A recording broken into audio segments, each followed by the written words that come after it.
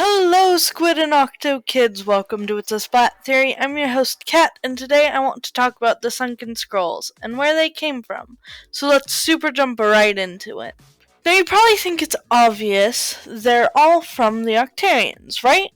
Well, that's actually not the case. Not completely, anyways. We do know that at least the Octarians know about them, or at least have seen them before. But they don't seem to actually know what they are or what they mean. We know all this from the mem cake found in 105 B08 Righteous Rail Station from the Octo expansion, which is of a sunken scroll, and it reads, "A mystery rolled up and bound. Oh, what's the use? It's too obtuse. I'll dump it in the lost and found." There could be a couple different reasons and meanings with this. Because Agent 8 was in the Octarian army, we're going to assume that this kind of just talks for all Octolings.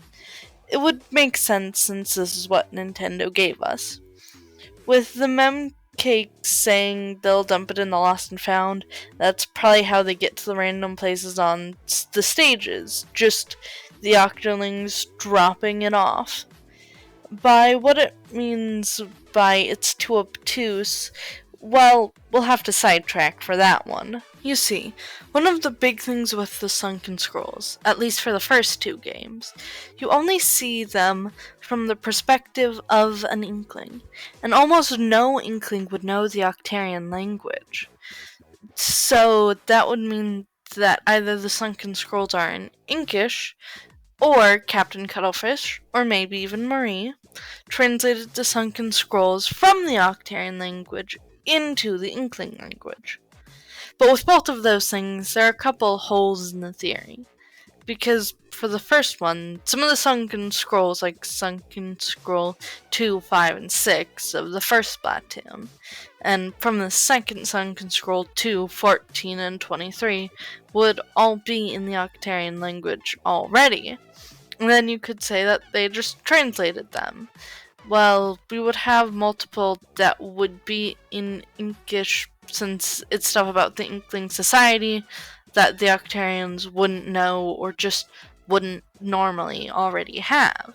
So it would have to be in the Inkling language. But we could get around all this by saying it's a combination of both. That Agent 8 doesn't understand it because parts are Inkish and parts are translated. Or it could just be because of some of them are really obscure and abstract and don't make a lot of sense out of context. But that does leave one last question to answer. How does the Octarians get a hold of all the Sunken Scrolls to leave them on the stages? Well, for the ones originating in Octo Canyon or Octo Valley, they probably just found them somewhere and put them on the stages or dropped them or something.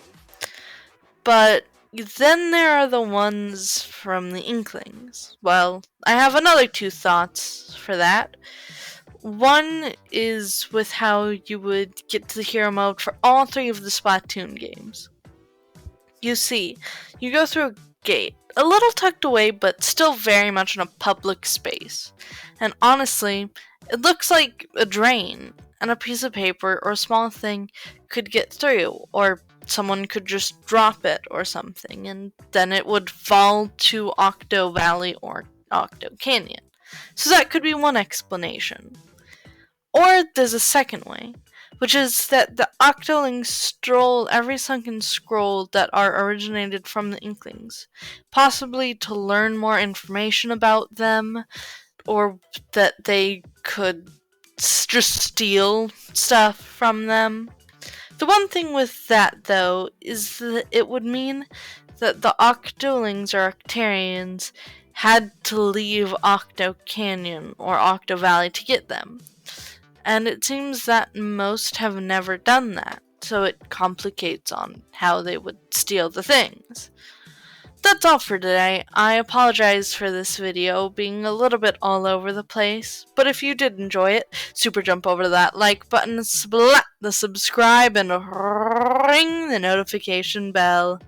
And as always, stay fresh, stay off the hook, stay cool, and catch you later, Squid and Octo kids.